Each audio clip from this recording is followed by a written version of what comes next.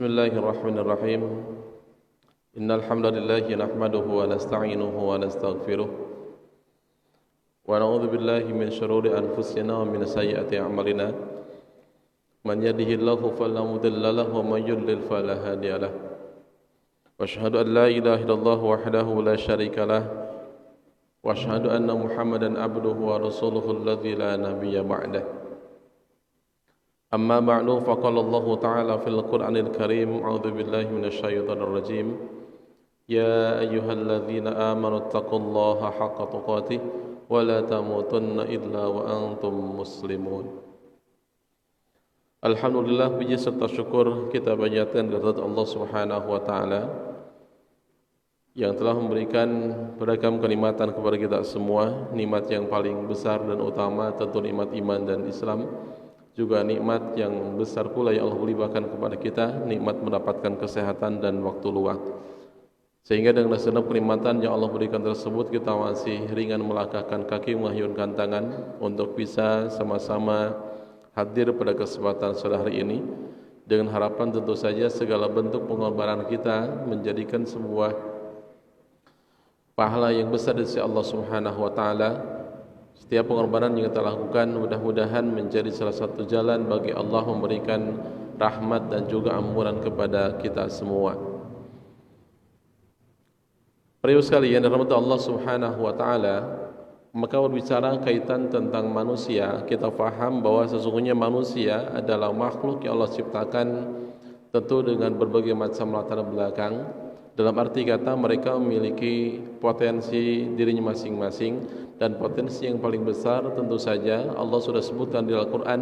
Potensi manusia, kadang dia berbuat zalim, kadang manusia juga berbuat sesuatu yang tidak baik.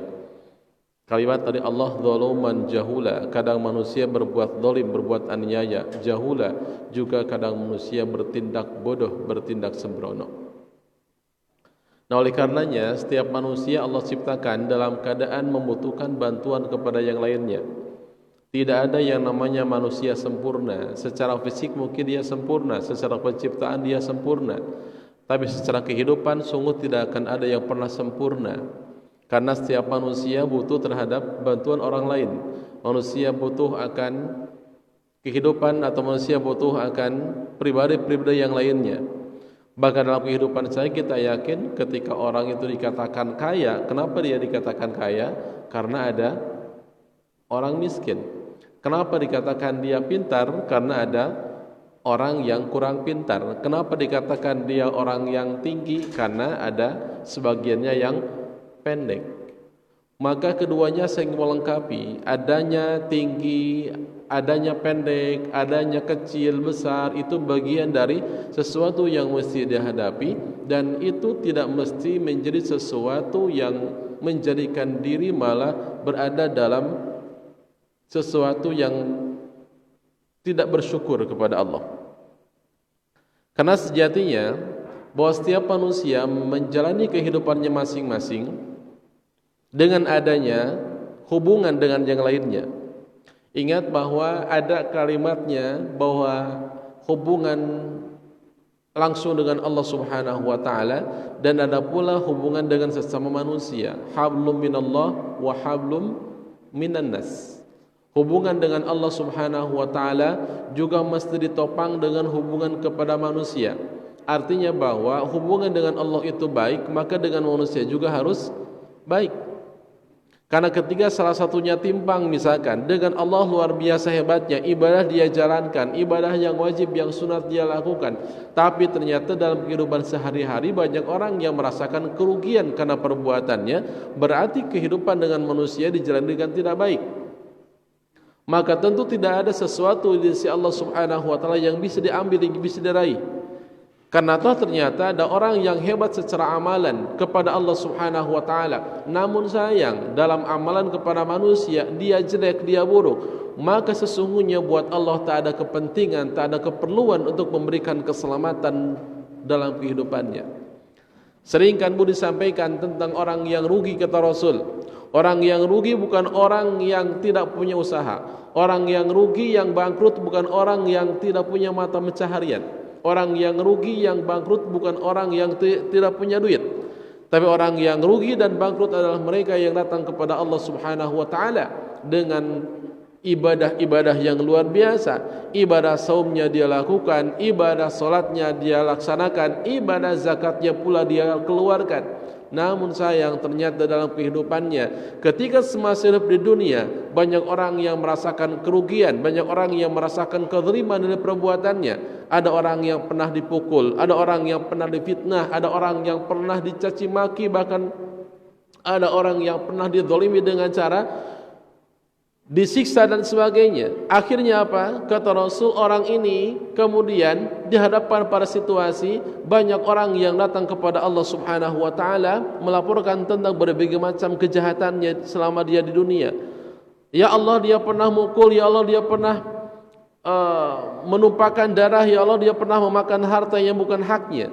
Lantas kemudian apa nasibnya di akhirat itu? Kata Rasul, orang ini ganjaran yang dia bawa, ganjaran salatnya Allah ambil, Allah berikan kepada orang yang dia aniaya. Ganjaran saumnya Allah ambil, Allah berikan kepada orang yang dia aniaya. Pun demikian sama yang ketiganya, ganjaran zakatnya Allah pun berikan kepada orang yang dia aniaya. Akhirnya bagaimana? Ternyata nasib buruk menimpa dirinya, karena ternyata selama di dunia masih banyak orang yang melaporkan tentang keburukan, tentang kejahatannya, tapi tak ada lagi ganjaran yang bisa Allah berikan. Akhirnya bagaimana? Lalu Allah ambil kesalahan dosa orang yang dianiaya dan dia diberikan kepada orang yang punya 3 ganjaran tadi. Rugi kata Rasul, bangkrut dia di hadapan Allah Subhanahu wa taala. Karena apa? Bukan karena hubungan dengan Allah itu jelek, tidak, tapi dikarenakan hubungan dengan manusia yang tidak baik. Makanya harus ada keseimbangan antara hablum minallah wa hablum minallas, hubungan dengan Allah dan hubungan dengan sesama manusia, apalagi terhadap sesama kaum muslimin.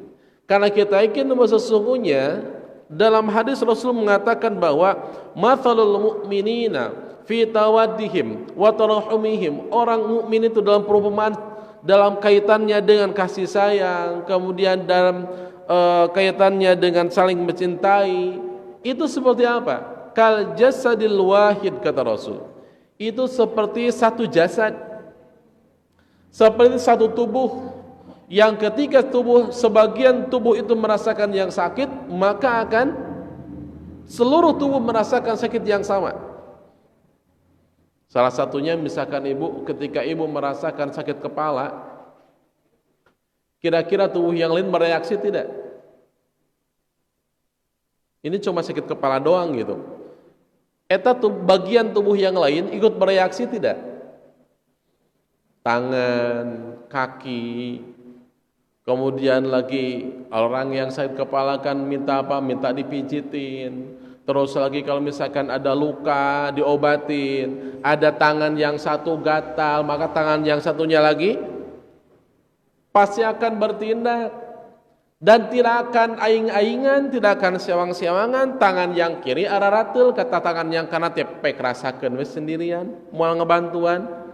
Kan tidak begitu, tapi akan dengan sukarela tangan kanan tanpa diperintah untuk menggaruk tangan yang kiri. Begitupun sama ketika tangan kanan itu sakit, maka tangan kiri yang akan bertindak. Tah orang mukmin mah seperti itu keadaannya.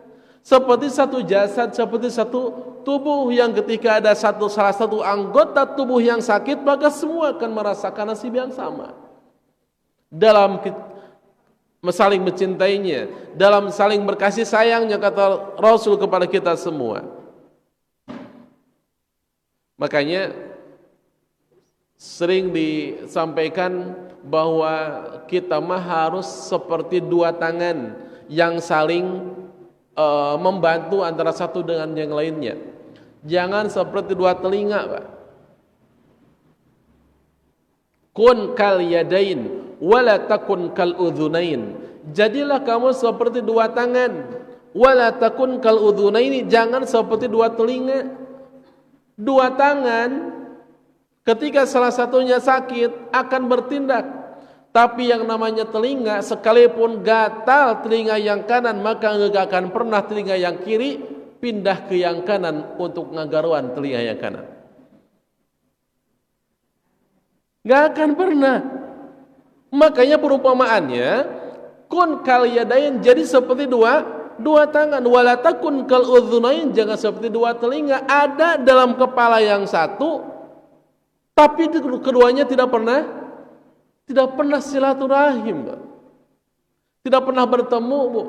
Masing-masing yang kiri, yang kanan, terserah bari kumaha wae oge.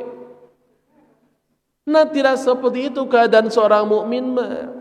Tapi mereka saling membantu dalam urusan kebaikan, mereka saling membantu ketika ada sesuatu yang buruk menimpa. Maka buat seorang muslim bukan hanya sebatas pada simpati, tapi juga pada empati.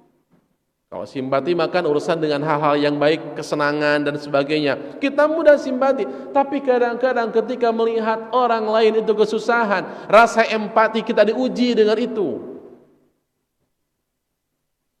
Kita suka ini kan kadang-kadang ketika orang yang datang ke kita minta-minta misalkan, walaupun sekarang kan sebetulnya hal semacam itu harus juga selektif kita karena banyak orang yang meminta-minta bukan karena kebutuhan, karena sebagai sebuah profesi aya nama. Jadi jajaluk profesi eta teh Bu. Profesi baru, minta-minta sama orang gitu. Tapi kan tentu kita harus selektif lihatnya. Oh, ini mah kayaknya bener nih. Pas liatin. Makanya sampai ada, kalau tidak salah itu sampai di sebuah kota ada aturan kalau ada pengguna jalan yang memberikan uang itu ke mereka yang meminta-minta di lampu merah misalkan kayak gitu. Bukan mereka yang ditangkap, kita yang disalahkan malah. Kita yang kena denda gitu. Kenapa? Ya karena sekarang kadang sudah tak lagi bisa dibedakan orang susah kita membedakannya. Tapi ketika orang punya, insya Allah, ketika orang punya niatan yang baik lah, kita bersandarnya ke sana. Ketika kita punya niatan yang baik, maka Allah Subhanahu wa taala akan berikan kebaikan pula dalam kehidupan kita. Tapi ketika orang memiliki etikat yang buruk, maka keburukan pula yang akan menimpanya. Nah, makanya seorang muslim itu punya hak yang mesti ditunaikan kepada muslim yang lainnya. Bahkan dalam hadis yang Rasul sampaikan sebagai pembuka dalam pembuka Kitabul Jami', dalam Kitab Bulughul Maram, itu yang sudah dihafal oleh banyak orang tentang hadisnya, tentang hak muslim kepada muslim yang lainnya. Itu hadis dari Abu Hurairah. Hakul muslimi 'alal muslimi sittun. Riwayat Muslim. Bahwa hak seorang muslim kepada muslim lainnya itu ada 6 perkara. Ada 6 perkara. Apa saja di antaranya? Idza laqitahu fasallim alaihi. Ketika kamu bertemu dengan dia, fasallim alaihi, maka ucapkan salam kepadanya. Ketika kita bertemu dengan saudara muslim yang lain, maka sebagai hak mereka dari kita adalah sampaikan ucapan salam, kalimat salam. Sampai ternyata Pak, urusan pahalanya yang luar biasa. Ada orang datang ke Rasul mengucapkan salam, Assalamualaikum. Rasul jawab, Waalaikumsalam. Falahu ashrun, kata Rasul, buat dia 10. Ada orang yang datang ke Rasul kemudian dia mengucapkan salam, Assalamualaikum warahmatullah. Rasul dijawab, Waalaikumsalam warahmatullah. Falahu ashrun, 20 dapatnya. Dan ada orang yang ketika datang ke Rasul mengucapkan kalimat Assalamualaikum warahmatullahi wabarakatuh. Lengkap ini mah. Dijawabnya juga sama. Waalaikumsalam warahmatullahi wabarakatuh. Sempurna balasan dari Allah Subhanahu wa ta'ala. Maka sesuai ayat yang Allah sampaikan kepada kita, wa idza huyyitum bi tahiyyatin fahayyu bi ahsana minha aw rudduha. Andai kata ada orang yang datang kepadamu menyampaikan ucapan salam kepadamu, fahayyu, maka jawablah ucapan salamnya tersebut bi ahsana minha, dengan yang lebih baik, aw rudduha, atau setara gitu. Jadi kalau ada yang mengucapkan salam Assalamualaikum, Waalaikumsalam, setara Pak. Jadi kalau ada yang mengucapkan Assalamualaikum, Waalaikumsalam warahmatullah, Apalagi kalau lengkap waalaikumsalam warahmatullahi wabarakatuh. Itu tuh ucapan tahiyyatul Islam wa tahiyyat ahlal jannah. Ucapan keselamatan seorang muslim dan juga wa tahiyyatan min ahlil jannah. Ucapan keselamatan orang-orang yang masuk ke dalam surganya Allah Subhanahu wa taala. Salamun alaikum. Keselamatanlah buat kalian. Mir Rabbir Rahim. Dari Tuhanmu yang Maha Pengasih. Allah berikan ucapan salam kepada mereka yang masuk ke dalam surganya Allah Subhanahu wa taala. Ini luar biasa. Maka ucapan salam ketika bertemu, berikan doa terbaik kepada mereka. Makanya kan seringkali disampaikan bahwa orang yang mengucapkan salam memang secara hukumnya sunat, tapi orang yang mendengar ucapan salam maka dia wajib untuk menjawabnya. Ini kalau ada yang ngucapin Assalamualaikum, gandeng, malah dicuekeun ngucapin salam teh. Nah itu dijawab salamna, geuleuh ka si eta mah boga masalah jeung manehanana awi mah. Kesampingkan dulu masalah, Pak. Bu, ketika ada orang yang bertengkar, nih kata Rasul, kalau kalian bertengkar, ini kalau bertengkar, tapi jangan juga nyari pertengkaran, tentu saja. Ini kalau ditakdirkan misalkan ada sebuah masalah dalam kehidupan kita dengan saudara, dengan tetangga, maka jangan lebih dari tiga hari. Kalau bertengkar, berselisih, tidak boleh lebih dari 3 hari. Berarti 2 hari boleh tidak? 1 hari? Dapat tersangka 3 hari cenah dalil oge keun we biarin kita mah nyampe yang maksimalnya 3 hari. Yang namanya pasiama sehari juga jangan atuh. Dah kita mah saya yakin tidak akan ada orang yang tentram dalam perselisihan. Enggak akan ada orang yang merasa tenang ketika berselisih, pasti akan banyak kegudahan, akan banyak kegalauan dalam hidupnya. Enggak tenang kemana juga. Keluar dari rumah, bisa ketemu si eta. Jalan keluar, bisa ketemu si eta. Main ke kota, bisa aya si eta. Kemana-mana, padahal hanya 1 orang, tapi kita jadi heureut lengkah. Kita teh jadi ragu kemana-mana. Berangkat ke sini, bisi aya eta. Berangkat ke sini, bisi aya eta. Tidak boleh kata Rasul lebih dari 3 hari. Yaltaqiyani, ketika mereka bertemu di sebuah jalan, fayuridu hadza wa yuridu hadza. Yang satu melengos, yang satu melengos. Ngabalir duanana teh. Maka kata Rasul, wa khairuhuma, yang paling baik di antara keduanya adalah alladzi yabda'u bissalam, orang yang memulai mengucapkan salam. Ketemu di satu gang, dan tetanggaan teh gangnya sama, buntu gang nanti, yang ini keluar, yang ini datang. Dua-duanya sedang berselisih faham. Ketemu di tengah jalan, cik badai kumaha bu? Badai lebat di bumi.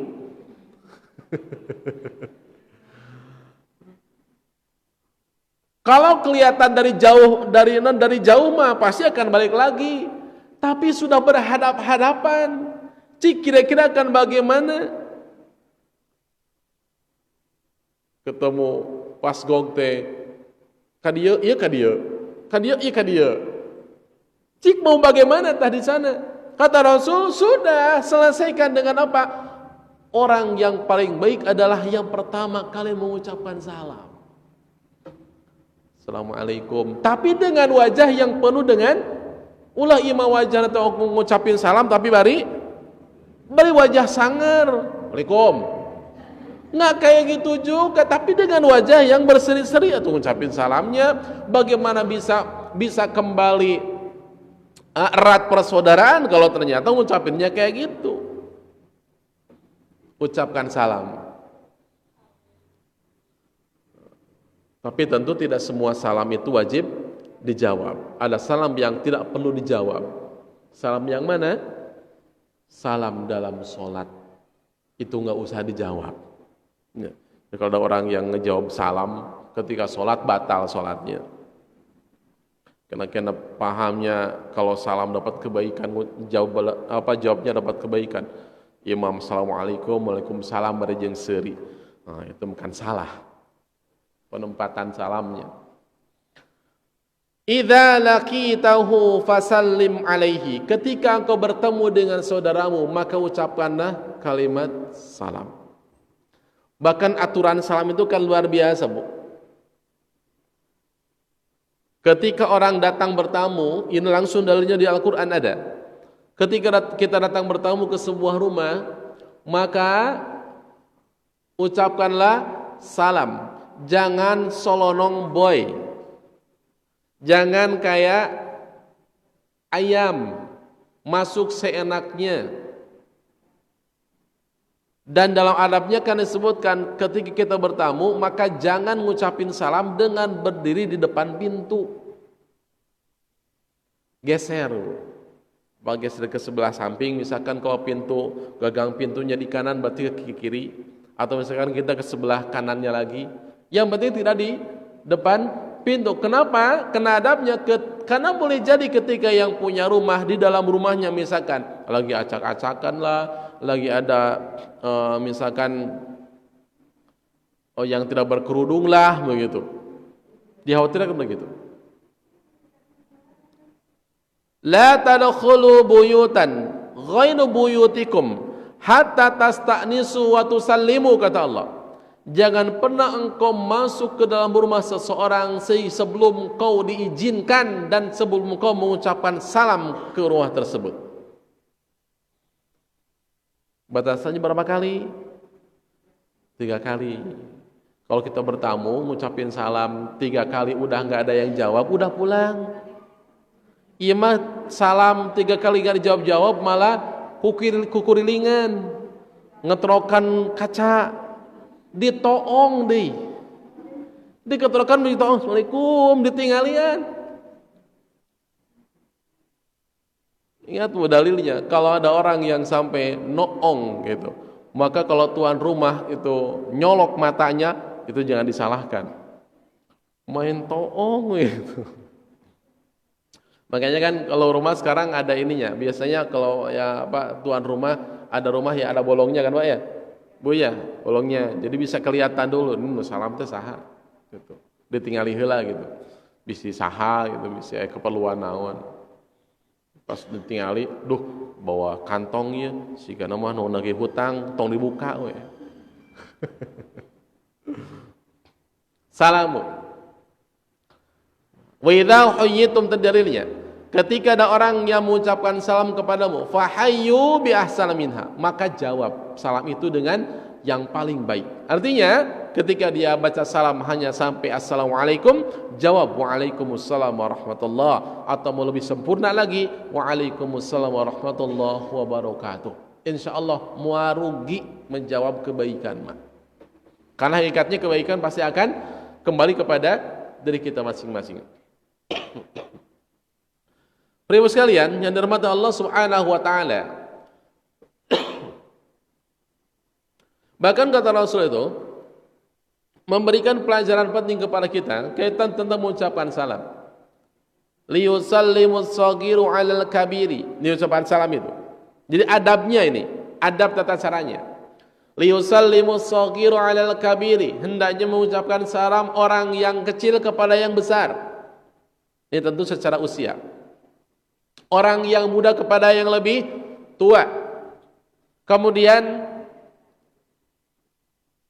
warraqibu 'alal mashi.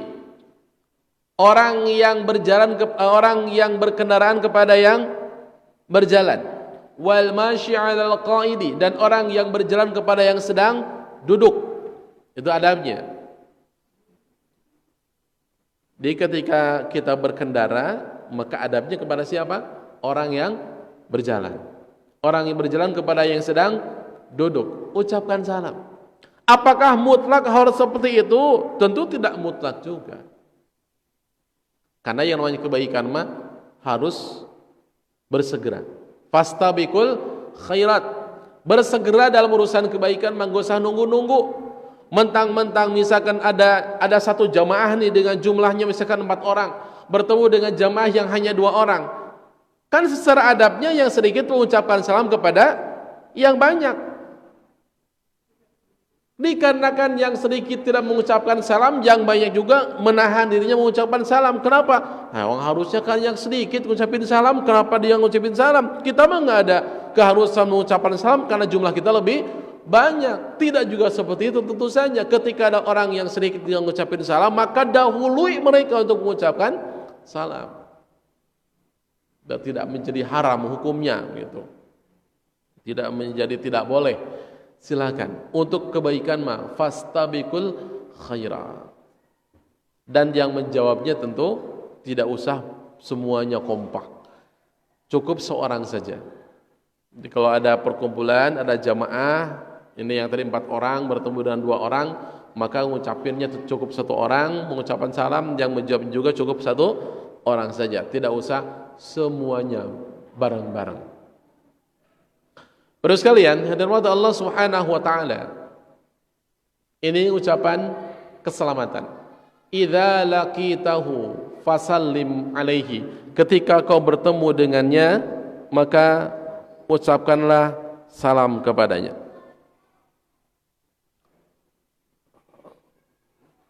Bahkan tadi saya sampaikan kaitan tentang adab Rasul ini ketika bertemu dengan para sahabat.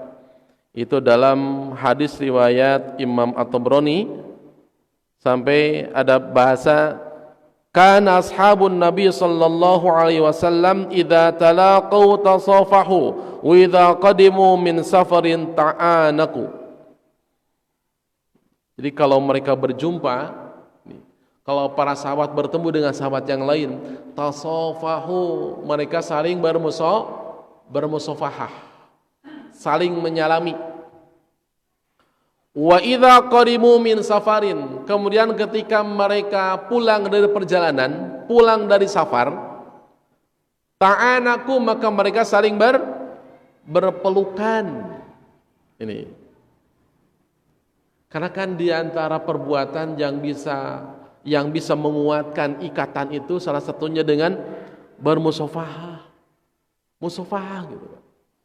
Walaupun sekarang kan musafahahnya harus ini juga karena masih banyak kekhawatiran, ketakutan. Musafahahnya cukup dengan begini saja. Ada musafahah mah harus menempel, bertemu tangan satu dengan tangan yang lainnya. Ini menandakan perekatnya luar biasa, persaudaraan di antara para sahabat. Sehingga tidak ada jarak di antara mereka, walaupun sebetulnya secara manusia biasa tentu ada perselisihan di antara mereka.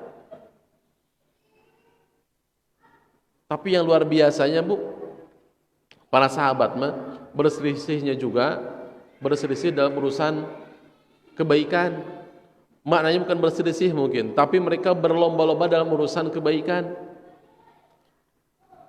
Di kalangan sahabat ada sahabat Umar, ada Abu Bakar, Umar, Utsman. Itu orang-orang yang secara kedudukan mereka tinggi dan punya harta yang lebih dibandingkan dengan yang lainnya. Itu lomanya gimana coba? Abu Bakar, Umar ketika dalam perang Tabuk kalau tidak salah, itu Rasul kemudian meminta atau mengumumkan kepada para sahabat untuk ikut perang dan menyumbangkan hartanya, dikarenakan perang Tabuk kan perang di masa kondisi sedang paceklik, di masa kondisi sedang sulit, panas yang luar biasa, tapi ghanimah yang dikata orang munafik itu ghanimahnya kecil, ghanimahnya sedikit, maka banyak kalangan orang munafik yang tidak ikut berangkat ke Tabuk. Umar datang ke Rasul, beliau memberikan setengah dari hartanya. Setelah Umar selesai, datang Abu Bakar. Apa yang diberikan Abu Bakar? Abu Bakar berikan seluruh harta bendanya. Tapi kalau Rasul ditanya, Abu Bakar, apa yang kau sisakan di rumah? Kata Abu Bakar, aku hanya menyisakan di rumah Allahu wa Rasuluh. Aku hanya menyisakan Allah dan Rasulnya saja. Sampai kata Umar, sampai kapanpun aku tidak akan mampu untuk menyamai Abu Bakar dalam urusan kebaikan, kedermawanan yang luar biasa. Tentu saja ini mah harus dengan landasan iman yang paling hebat, iman yang paling kuat. Itu karena ketika orang memberikan sesuatu kemudian imannya tidak kuat, boleh jadi suatu saat nanti akan timbul penyesalan. Makanya kata Rasul, kalau kita mau berinfak bersedekah maka sekemampuan kita. Maknanya jangan sampai kemudian kita menyesal kemudian hari karena kita merasa kegedean dalam urusan sedekah. Sepertiga dari harta. Bapak sekalian, dirahmati Allah Subhanahu wa taala, itu yang pertama. Idza laqitahu fasallim alaihi. Ketika engkau berjumpa dengan dia, bertemu dengan dia, maka ucapkanlah kalimat salam, kalimat keselamatan baginya. Yang kedua, wa idza da'aka fa'ajibhu. Ketika engkau diundang, maka hadiri undangannya. Ketika engkau diundang, maka datangilah undangannya. Datang ke undangannya. Namun tentu saja kaitan undangan itu kan macam-macam. Dan tidak semua undangan itu harus dipenuhi, harus didatangi.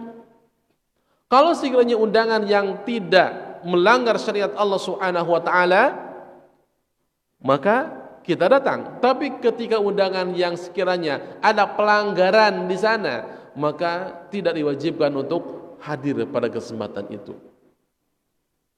Nah, contoh misalkan ada undangan jamaah atau DKM Al-Urwatul Wuthqa mengundang seluruh warga Perum Geraha Persada untuk hadir pada hari jam sekian, ada acara misalkan, ada acara pengajian. Itu undangannya dikumkan semua.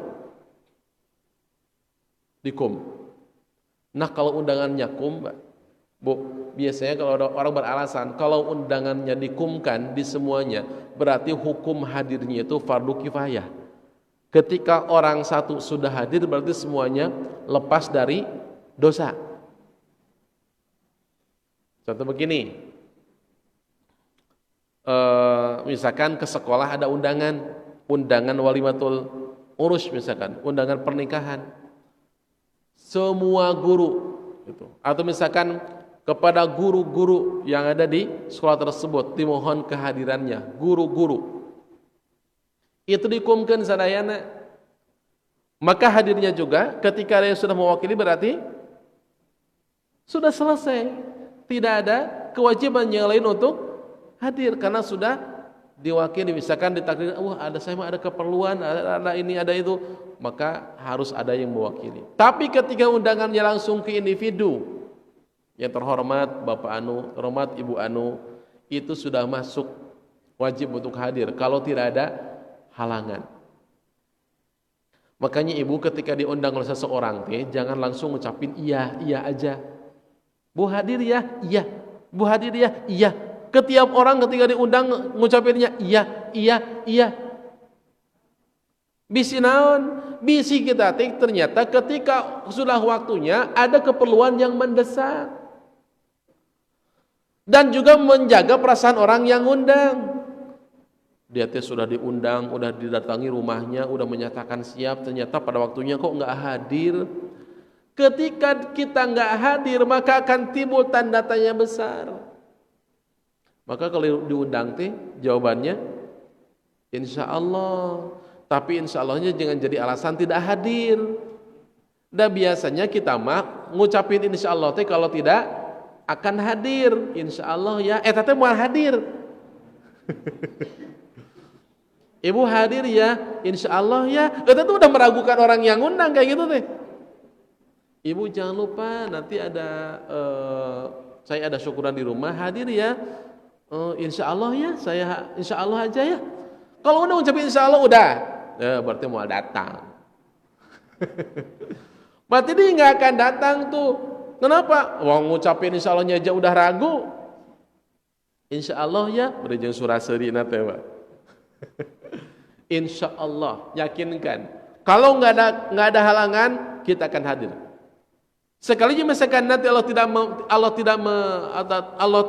memberikan adanya kepentingan mendesak yang lain, maka kita pun tidak menjadi berdosa.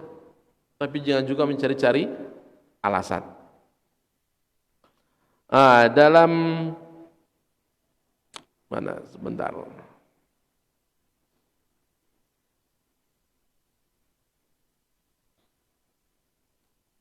Dalam surah Al-Ahzab ayat 23, Allah Subhanahu wa taala berfirman, "Ya ayyuhalladzina amanu la tadkhulu buyutan nabiyyi illa ayyudzana lakum ila ta'amin ghairu nadhirina innahu walakin idza du'itum fadkhulu fa idza ta'imtum fantashiru wala musta'nisina li haditsin."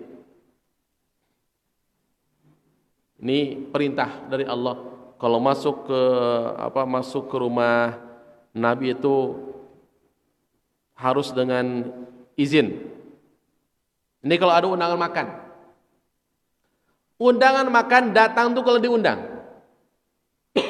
Dan ini menjadi dalil, menjadi penguat kalau orang diundang, orang tadi undang datang ke sebuah jamuan makan, lalu dia makan di sana, itu sama dengan seorang pencuri.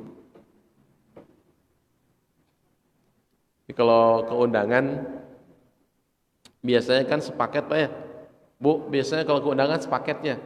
Sepaket kalau misalnya disebutkan bapaknya, berarti ibunya ngikut.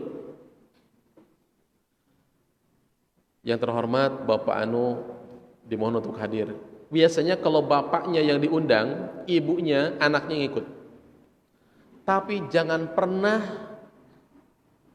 ada undangannya khusus ke ibu, bapak merenying pengen ngikut.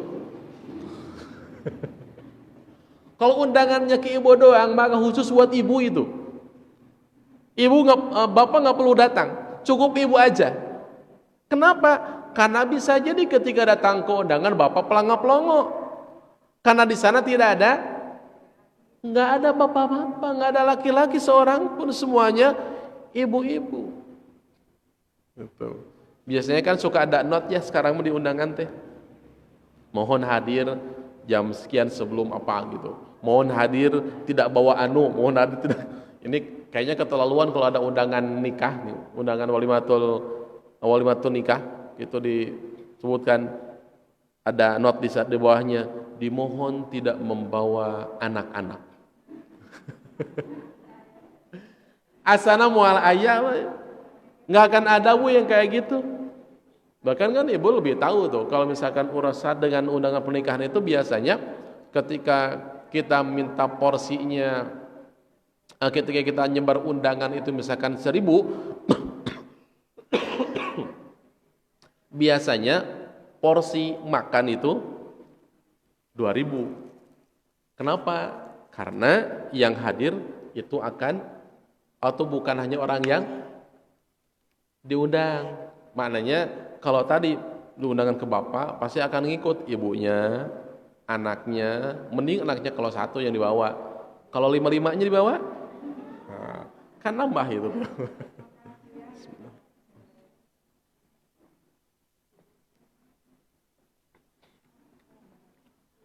Kalau diundang makan, silakan datang. Kata Allah, "Wa idza du'itum fadkhulu fa idza ta'imtum fantashiru wa la musta'nithin li haditsin." Nih adabnya. Kalau diundang makan silakan datang kemudian makan. Selesai makan kata Allah, fantashiru, selesai makan mah bubar. Wa la musta'nithin li haditsin, dan jangan kemudian memperpanjang percakapan.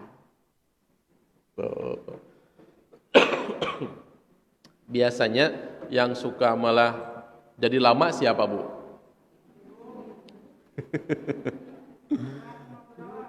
Ngobrol ke sana kemari ya. Nah, wah udah pokoknya kalau udah ada di undangan tuh segala macam diomongin. Kata Rasul kalau sudah selesai makan, kata Allah kalau sudah selesai makan, fantashiru wala musta'nisina li haditsin. Segera menyebar, segera bubar. Wala musta'nisina li hadits, jangan malah memperpanjang obrolan. Jangan memperpanjang ucapan. Kenapa? Khawatir. Orang ketika datang ke sebuah jamuan, maka dia akan banyak mengomentari. Satu, mengomentari orang-orang yang datang. Dua, mengomentari penampilan-penampilan mereka. Yang ketiga, mengomentari makanan yang dimakan. Ayo, benar apa benar? Makanya diperintahkan jangan memperlama. Sudah selesai makan, sudah bubar. Karena kemudian akan muncul nih kebiasaan-kebiasaan lama. Komentarin, ada yang baru datang, liatin Pak pakai sendal haknya tinggi, hari pakaiannya misalkan ngatung sebelah, di komentaran gitu. Uyuhan pakai pakaian gitu, tuh Pak. Buta kahade. Datang lagi yang satu bawa anaknya, nih uyuhan wal beting mau budak ka dieu cenah kos reka mana wae, tuh dua. Diomongin lagi ada orang yang bawa anaknya. Ada yang satu lagi pakaiannya beda tidak senada dengan suaminya. Dibilang nate, ih sinacik atau kali-kali mah pakai pakaian teh nu sarua cenah jeung salaki teh. Segala macam diomongin, di komentaran segala rupi ge. Belum lagi ke makanannya. Pas datang terakhir yang tersisa hanya udah eta mah tos we babak belur tah tuan rumah teh. Diomongin terus-terusan. Makanya dalam urusan itu kan sampai kata Rasul itu syarrut ta'am tu'amul walimah. Makanan yang paling buruk adalah makanan walimah. Kenapa? Karena yang diundang orang yang tidak butuh makan dan dibiarkan orang yang butuh makan. Itu. Jadi diundang orang-orang yang suka makan yang seperti itu, tapi tidak pernah diundang mereka yang tidak pernah makan dalam jamuan seperti itu. Undangan, Bu. Wa idza da'aka fa'ajibhu, ketika datang kepadamu sebuah undangan yang memintamu hadir, fa'ajibhu, maka penuhi undangannya. Kalau tidak bisa, maka ucapkan, sampaikan alasan yang terbaik sehingga nama kita tetap baik di hadapan dia. Gitu. Jadi jangan banyak beralasan. Jangan banyak beralasan seperti ketika ditagih hutang, banyak alasan. Yang ketiga, wa idzastansahaka fansahhu. Ketika ada orang yang meminta nasihat, maka segera nasihatilah dia. Wa idzastansahaka fansahhu. Ketika datang orang yang meminta nasihat, maka nasihatilah dia. Ini orang datang ke kita meminta wejangan, meminta petuah, meminta nasihat. Malah kita kemudian ngomongnya, udah jangan ke saya, ke orang lain aja. Justru dia datang ke kita karena dia percaya sama kita. Maka manfaatkan kepercayaan yang ada, berikan kepada dia sesuai dengan kadar keilmuan yang kita miliki. Jadi kalau misalkan ada orang datang ke kita minta nasihat, itu berarti kita dipercaya sama orang itu. Kan an-nasihah itu, an-nasihat itu kan sesuatu yang luar biasa. Paling tidak begini. Ketika datang orang minta nasihat, kemudian kita nasihati dia. Contoh misalkan ada orang minta dinasihati karena kesulitan hidup, kemudian nggak sabaran. Padahal kita juga sama orangnya nggak sabaran. Kita malah ngomongin, ya sing sabarlah. Insya Allah yakin yang namanya orang yang sabar mah bakal diberikan ganjaran yang besar sama Allah. Padahal dia orang yang nasihatin sama nggak sabaran juga. Tapi minimalnya ketika kita menyampaikan sesuatu yang baik kepada dia, kebaikan akan kembali kepada diri kita. Ingat dalam hadis yang Rasul mengatakan demikian, man dalla ala khairin, siapa orang yang menunjukkan kepada sesuatu yang baik, falahu ajrun mithlu ajrin fa'ilihi, maka buat dia balasan sebagaimana balasan yang diberikan kepada orang yang melakukannya. Kita nasihati dengan cara yang baik, kemudian diberikan solusi dari apa yang dihadapinya. ketika dia melakukan apa yang kita perintahkan yang baik itu, maka perbuatan dia, ganjarannya bukan hanya untuk dia, tapi mengalir kepada diri kita. Namanya amal jariah. Sama juga ketika ada orang yang mempertontonkan contoh-contoh yang tidak baik, kemudian diikuti oleh orang lain, maka dosa orang yang mengikutinya akan sampai juga kepada dia. Misalkan maaf dalam mode pakaian yang paling banyak biasanya. Ketika ada mode pakaian yang mengumbar aurat, yang mengumbar bagian tubuh, maka ketika ada orang yang beli itu pakaian, sampai kata para ulama itu mengatakan dosa jariahnya itu akan terus mengalir kepada dia. Makanya dulu Masya Allah ya, untuk urusan sehat itu kebaikannya luar biasa besar. Sampai urusannya dengan agama saja kan, sampai Rasul mengatakan ad-dinun nasihah, agama itu adalah sebuah nasihat, banyak petuah kebaikan dalamnya. Ya tidak mungkin Allah Subhanahu wa taala turunkan sebuah aturan kalau tidak dalam bentuk nasihat yang baik buat hamba-hambanya. Ada banyak perintah di Al-Qur'an, perintah iman, perintah beramal soleh, itu perintah-perintah kebaikan, perintah-perintah nasihat. Dan Rasul itu senantiasa memberikan wejangan kepada para sahabat setiap harinya. Bahkan setiap pagi itu Rasul biasanya ngecek amal para sahabat, selain ngecek bagaimana kabarnya masing-masing. Setiap pagi Rasul ngecek bagaimana kabar pagimu hari ini, bagaimana kabar pagimu hari ini, bagaimana kabar pagimu hari ini. Rasul dicek semuanya. Sampai Rasul dicek juga urusan amalnya, siapa hari ini yang sudah bersedekah, siapa hari ini yang sudah mengunjungi orang yang sakit, siapa hari ini yang sudah mengantarkan jenazah ke kuburan. Dan hebatnya yang ngacung teh Abu Bakar.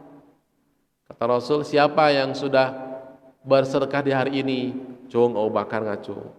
Siapa yang sudah mengunjungi orang yang sakit hari ini? Abu Bakar ngacung. Siapa yang sudah mengantarkan jenazah hari ini? Abu Bakar lagi yang ngacung teh. Abu Bakar deui gitu. Jadi senantiasa dalam hidupnya penuh dengan nasihat. Rasul memberikan nasihat ujangan kepada para sahabat, dan setiap hari ucapan yang keluar adalah ucapan-ucapan hikmah. Jadi ucapannya saling menguatkan. Jadi kalau bertemu itu tidak hanya sebatas ngomongin arisannya cuman sekedar bagi-bagi duit, tidak. Tapi ada wejangan di sana, ada saling menasihati di sana. Karena kan orang itu tidak sama nasibnya. Kayaknya Bu, ketika ada orang yang datang ke rumah minta nasihat, maka nasihati. Gitu. Mau saja kalau ada orang datang ke rumah minta nasihat dan minta duit. Mereka kumaha Bu? Awalnya minta dinasihatin itu, tapi ujung-ujungnya minta duit. Kan ada tuh kayak gitu. Orang datang ke rumah, saya minta dinasihatin, gini. Ujungnya teh, saya lagi banyak perlu, tapi nggak ada uang. Ada nggak tuh? Karena duit ujungnya teh.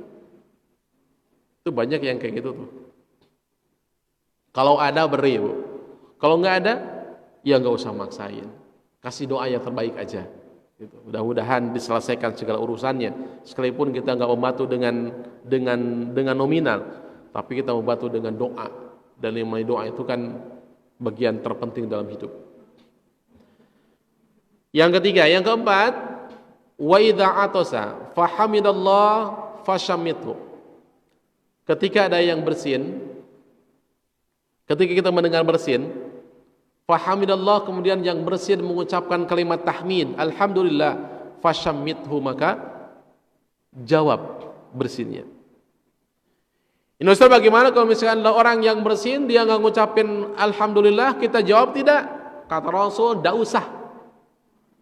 Ada orang yang bersin, kemudian dia tidak mengucapkan kalimat alhamdulillah, maka jangan kau jawab dengan ucapan yarhamukallah. Kenapa? dia aja tidak peduli pada dirinya sendiri, dia aja nggak mensyukuri apa yang Allah berikan kepadanya, jangan kau berikan ucapan doa kepada dia. Sampai kayak gitunya. Makanya kalimatnya sederhana kan. Hasyih, alhamdulillah, cukup sampai itu saja. Kenapa? Karena itu nikmat. Orang bersin itu kan nikmat. Jadi kalau misalkan ini bisa dirasakan sendiri. Ketika kita bersin, bisa keluar, kemudian ada bersin yang tidak jadi, cik gimana perasaannya? Eta teh atuh meni handeueulna udah mangawahan jauh-jauh terjadi. Eta teh kadang-kadang jadi masalah, aduh terjadi ya. Hanjakal teh. Makanya bersin itu merupakan nikmat. Ketika bersin ucapkan alhamdulillah. Kita yang ada di sampingnya jawab yarhamukallah, semoga Allah memberikan rahmat kepadamu. Orang yang didoakan balik mendoakan lagi, yahdikumullah wa yuslihu balakum, semoga Allah memberikan hidayah kepadamu dan memperbaiki segala macam urusanmu. Tuh, saling mendoakan. Ternyata bukan hanya sebatas mendoakan dalam urusan-urusan yang besar. Ini urusan-urusan yang seperti bersin saja sampai diatur oleh Allah Subhanahu wa taala dan Rasulnya. Kalau ada yang bersin, ucapan alhamdulillah dia, kemudian kita yang mendengar ucapkan yarhamukallah, dan yang bersin ucapkan lagi yahdikumullah. Karena apa? Karena tadi yang namanya bersin itu adalah sebuah kenikmatan dari Allah Subhanahu wa taala. Yang kelima, wa idza marido fa'udhu, ketika ada saudara kita yang sakit maka jenguklah dia. Ini Allah dalam hadis qudsi mengatakan, ada orang yang Allah tanya, gitu. Orang yang Allah tanya itu dalam hadis qudsi, innallaha azza wa jalla yaqulu yaumal qiyamah, Allah di hari kiamat nanti akan berfirman, ya ibna Adam maridtu falam ta'udni, wahai anak Adam aku ini sakit, kata Allah, falam ta'udni, tapi tidak kau jenguk aku. Qala, kata orang yang ditanya itu, Rabbi, wahai Allah, kaifa a'udzuka wa anta rabbul alamin, bagaimana aku menjengukmu sementara engkau adalah Rabbul alamin, Rabb yang maha kuasa, Rabb alam semesta. Kata Allah, amma alimta, bukankah engkau tahu, anna abdi fulanan, sesungguhnya hambaku yang bernama si fulan marida, dia sakit, falam ta'udhu, tapi kau tidak menjenguknya. Amma alimta, tidakkah engkau tahu, lau udtahu, andai kata engkau menjenguk dia, lawajadtani indahu, maka engkau akan mendapatiku ada di sisinya. Tuh. Makanya biasanya suka kompakan kalau ada yang sakit teh, jenguk yuk, dibawa, dijenguk. Kalau ada orang yang sakit di antara kita, man ada maridan falam yazal fi khurfatil jannata hatta yarji'a, siapa orang yang menjenguk orang yang sakit maka ia sedang berada di dalam kebun surga hatta yarji'a, sehingga dia kembali dari tempat tersebut. Makanya ini menjadi sebuah alasan kita ketika menjenguk itu datang dengan hati yang ikhlas untuk mendoakan dia. Datang, doakan, kuatkan, itu yang paling penting. Jadi jangan menjenguk tapi malah membuat orang yang dijenguk putus asa. Duh bu, sing sabar ya. Saya dulu punya tetangga sama kayak gini penyakitnya, itu nggak lama loh, besoknya meninggal. Bahasanya lemah lembut bu, bahasanya lemah lembut tapi nyakitin. Bu yang sabar ya. Duh mudah-mudahan, saya nggak yakin juga sih ini, kayaknya kalau penyakit kayak gini mah agak susah juga sih. Eta mah sama dengan atuh. Sama dengan membuat dia semakin terpuruk. Tapi kita datang, kuatkan. Sekalipun kita tahu kondisinya udah sangat parah, tapi kita kuatkan.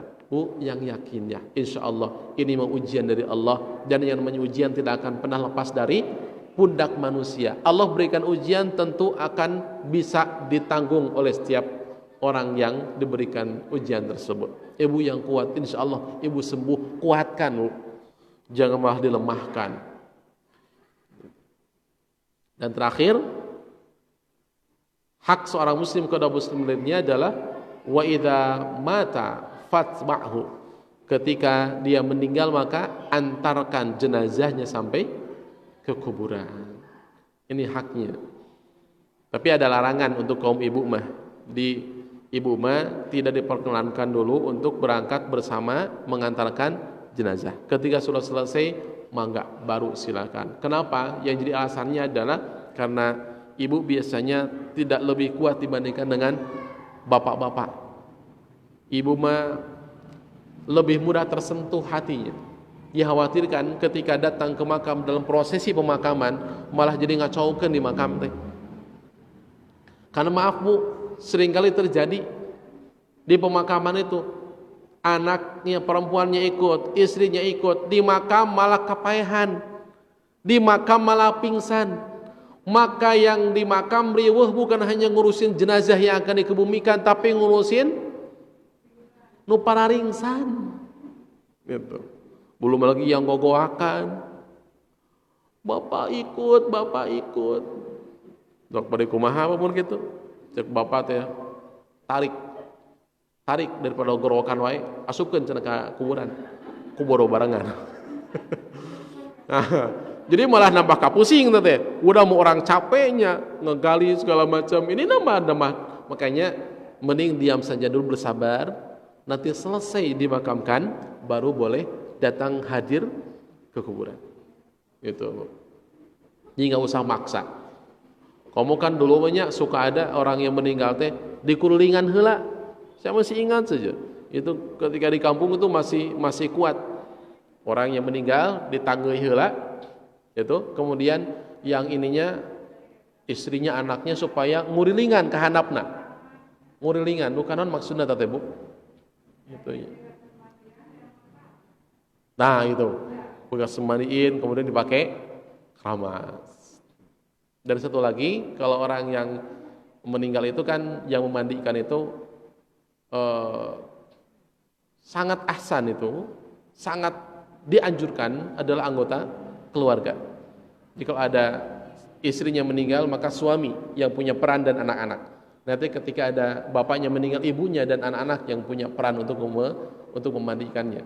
Dan lagi orang yang memandikan itu harus orang yang betul-betul bisa dipercaya, karena dia akan membawa atau dia akan melihat boleh jadi ada aib yang ada di tubuh si mayit itu, dan itu tidak boleh disebarkan kepada orang lain.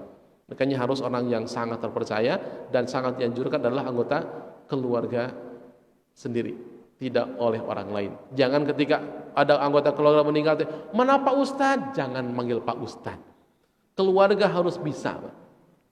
Makanya di sekolah, sedikit lagi, di sekolah saya di Baitur Rahman, anak-anak kelas 6 itu ada uji komprehensif, Pak. Bu, ada uji komprehensif yang ujiannya itu diantaranya ujian praktek, itu memulasarah jenazah dari mulai memandikan sampai menyolatkan. Kalau nguburin tidak, dah hese ngagalina, Pak. Jadi sampai menyolatkan. Bagaimana mereka mulai memandikan, menyiapkan kain kafan, mengkafaninya, kemudian peralatan yang diperlukan segala macam. Nah, itu bagian yang sangat penting dalam kehidupan. Itu saja yang bisa disampaikan. Mudah-mudahan bisa menjadi tadzkirah dalam ilmu yang bermanfaat, yang benar dari Allah Subhanahu wa taala. Mohon maaf bila ada bahasa yang kurang berkenan. Aku qouli hadza wa astaghfirullah li wa lakum. Rabbana atina fid dunya hasanah wa fil akhirati hasanah wa qina adzabannar. Wassalamualaikum warahmatullahi wabarakatuh.